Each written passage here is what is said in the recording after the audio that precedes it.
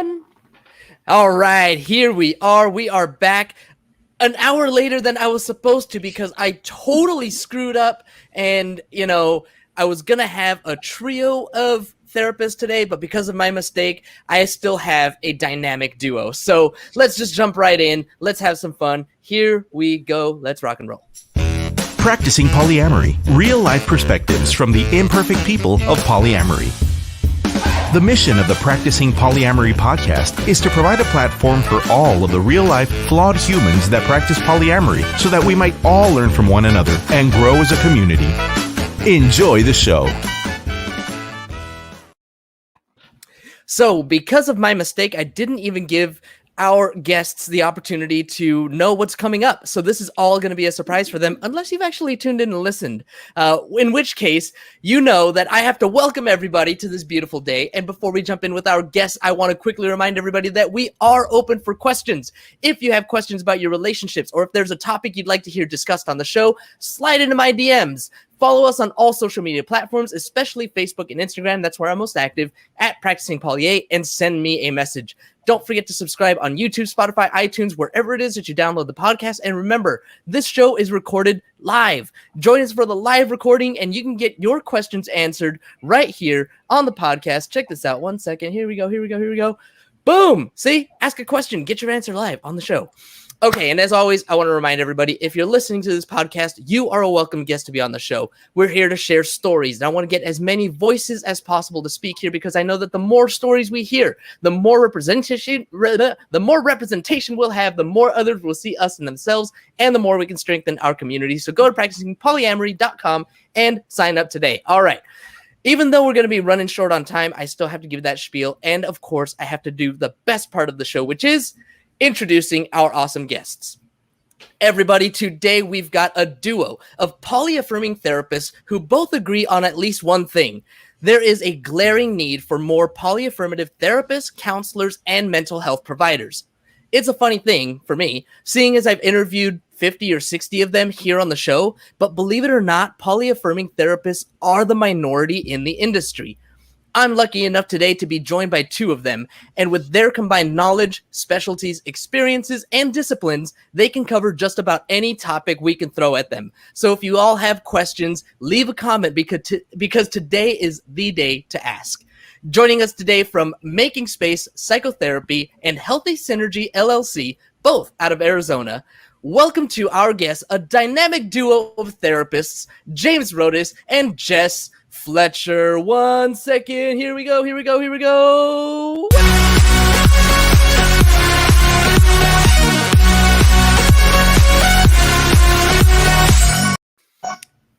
Hi. Hello, welcome. I'm higher energy than usual because we are in a little bit of a time crunch because of, my little mess up here. So we're going to be 5 minutes shorter than usual. We're going to be going till 55 on the dot. And even if I have to, let y'all go before we, whatever. Anyway, I appreciate you hanging out with me, spending some time. Tell me a little bit about yourselves and this practice, what you do, and why. Let's start with you, man with the awesome name, James. Let's start with you and tell me what inspired you to become a therapist and specifically talk with polyamorous and non-monogamous folks. Yeah, so I have wanted to be a therapist most of my life. I think that it is so important to provide care and support for people that is without judgment. And not only do I work with people in the poly community, I also work with kink practitioners and LGBTQ folks. And on some level, there's something of a big tent there and a lot of overlap. And so I didn't start out working with poly people. I started working with LGBTQ folks and kink folks. And I saw there's a big need here to be supportive to people in the community, to be able to provide a non-judgmental holding space, which has turned into me educating myself, getting additional training, providing training some of the time for other therapists. I'm here because I want to get the word out and talk about like how to get an affirming provider because they're a little thin on the ground. For sure, for sure. What about you, Jess? What inspired you to be a therapist, and what brings you onto the show today? Yeah, so unlike James, I actually didn't want to be a therapist for most of my initial kind of planning for career, and was going really the writing route. But I had feedback that in a lot of my stories, it was always about connection and being a safe holding space for others. And really, it always was a passion area. It was just learning how to do it in a way that was really thoughtful and safe for me, as well as the people I was working with. And that really became then the foundation for the type of therapist I wanted to be. And also how I got involved with very similar communities that James mentioned too. So first really working with a lot of folk in the LGBT community, and then really through knowing James, being able to really expand that to poly and kink communities as well. And I've always just kind of liked to go in places where other people hadn't gone. And so that includes I've volunteered in prisons, and just want to be in spaces where a lot of other providers have been like, "Oh, I don't do that." And I say, "Well, but what's going on? Why is that like the case? What would it be like to think about being a provider that's there and supportive for whoever is coming and needing that true safe space?" So that's a little bit about me. Yeah, it sounds like you are trying to be an advocate and an ally for marginalized communities. And I think that that's definitely important, especially in our spaces, polyam spaces. Polyamory itself is, I guess, marginalized. I'll use that. Yeah, definitely is. In fact, I was just kind of re-going through some clips today, and there's an organization I was remembering that is looking for marginalized stories, discriminatory stories, to try and make things better. But anyway, that's off topic. Okay, so one of the cool things that you all sent to me was that polyamory is a site of trauma healing. Can you tell me a little bit about your experience with polyamory and why it's such a centerpiece for healing past traumas? Yeah, so I am fundamentally a trauma therapist, and I think I look for trauma. I look for wounded attachment, and I think that happens for any number of people, regardless of their relationship style. But poly folks play on hard mode, right? There are so many relationship dynamics. There's so many factors related to, am I lovable, right? Will this person care about me when they have alternatives?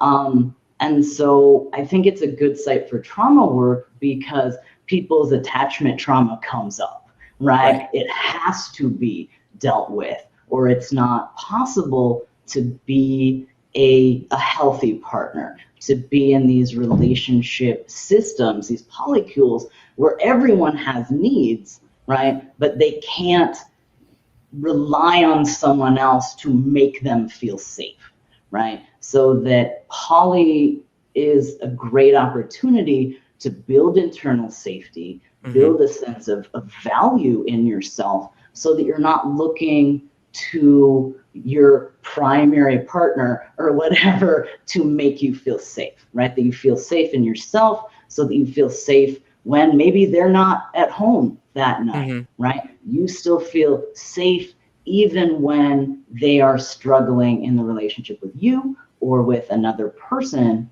that to carry that safety with you, you can treat your partners as people instead of like safety dispensers. And so I do a lot of trauma work with individual patients so that they can do poly in a way that feels right to them, instead of in like a controlling way or an avoidant way, so that they can feel good about their poly values, their poly orientations, without needing to work around their fear, right? They can work with it and then do what feels right for them. So Gotcha. It sounds to me like you're saying that polyamory really helps people become more self-sufficient and be able to hold that space for themselves. But it's a funny thing when you say that, because a lot of times people look to polyamory to fill different needs from different people, right? So it seems kind of contradictory to me. What do you think? Do you want to take that one, Jess? Yeah, so I think it's a great question, and oftentimes this is a really great space to be talking about like dependency style, like on a continuum. So whether if we have like a continuum here on one side being a codependency, so really believing you're responsible for another person's needs, emotions, and vice versa, to counter dependency, so that it's not needed and can be completely on one's own, to really this middle space being interdependency, the space in which we can have both, which is ultimately what secure and safe attachment means, is that we can be kind to ourselves and recognizing what's ours and what's not ours. So in a lot of ways, navigating polyamory can be a space to talk through, well, what are my internal boundaries? What are the things that I'm responsible for? And how can I meet that with compassion? But also, how can I diversify my support needs, while also recognizing that each person has their own sense of internal boundaries and capacity too. So in a lot of ways, that's where it becomes this both and, is it becomes a space to still recognize what can I truly provide at a given space and time? What can another person, without putting expectations on either person that's not realistic? And that would be the way of really meeting in the middle. Did that make sense, first of all? Because I know that was a lot of... Yeah, it definitely was. And I was trying to visualize that scale that you're talking about. And I like that word, interdependency. I'm imagining, on the one side of the scale is the very codependent, like latching on, clingy, can't live without you.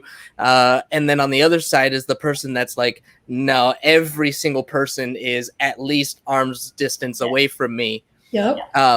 And so having something kind of in the middle is the basis of secure attachment, where a person can be comfortable when their partner is away, and also when the partner is there, and comfortable on our own.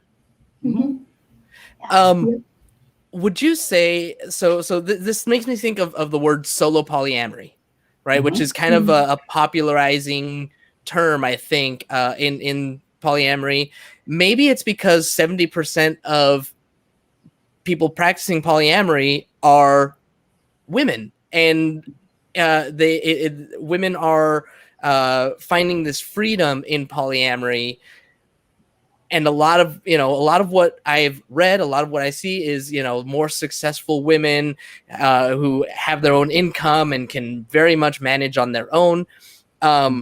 So trying to think of where I'm going with this. Like that's just an interesting point. And I wonder if the data maybe is skewed because so much of the population is women. What do you guys think about that? What do y'all think about that? I don't know. There are definitely gender factors in poly and how people choose to engage in poly.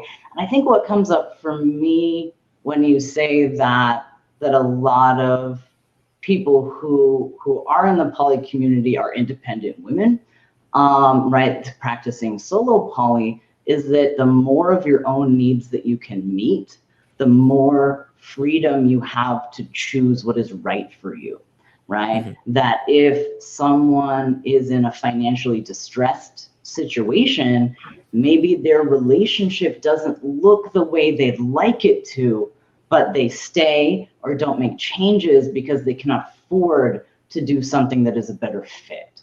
And so I think that gender and social justice and race issues come into that a lot, because real talk, the more privilege someone has, the more they're able to do what they want instead of what they have to do to survive. Right.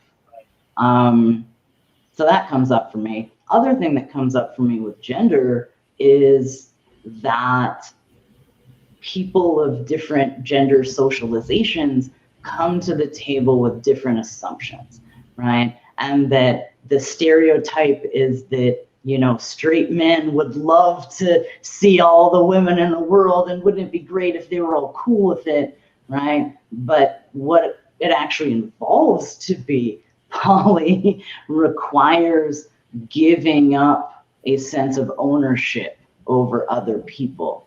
And I think that when people are socialized to be entitled to others, that's really hard to do. It feels really threatening for someone to say, this is out of my control. This person is their own person. I don't get a say.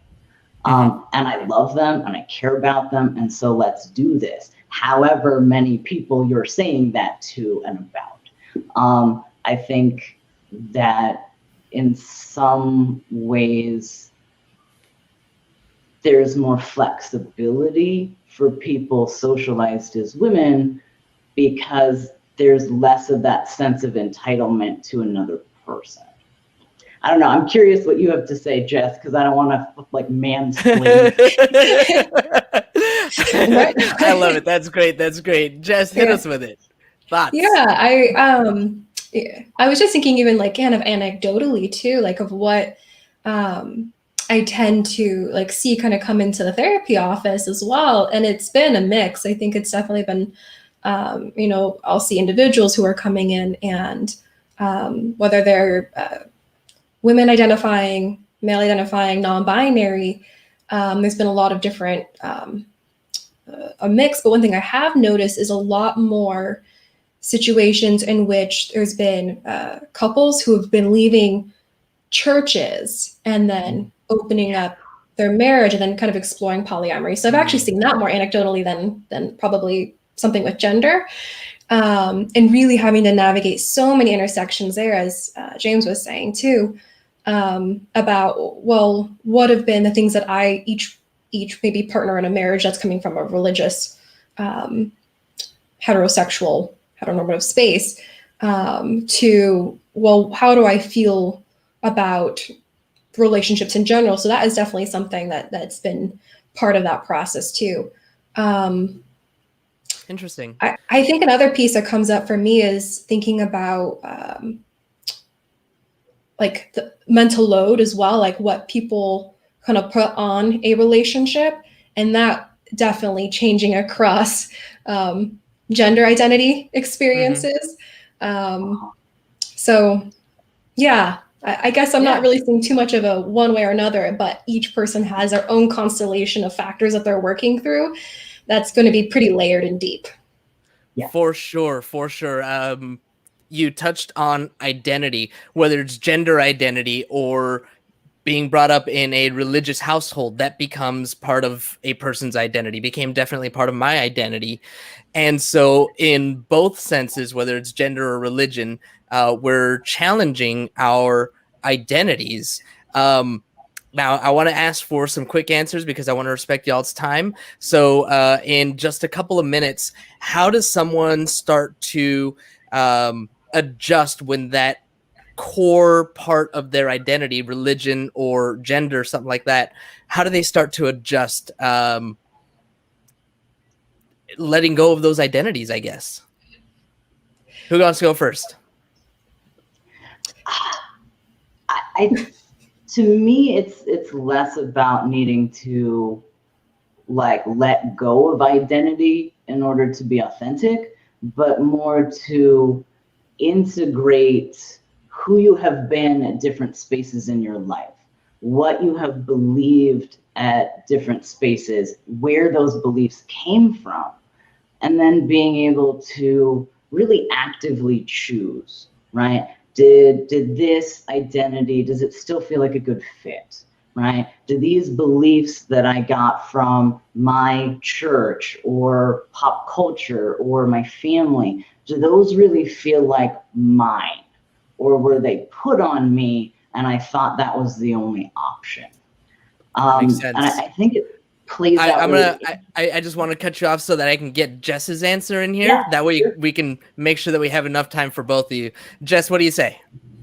Yeah, pretty similar. I think it's first checking in, what are the messages? What have been the things that you've heard, and putting it all out there. And then after that, it's a mixed process, probably, of one, some grief, two, some compassion work of how they came to be, and understanding, and how we may have even adopted some of those things because it was needed for safety, especially in like family systems, and other relationship systems.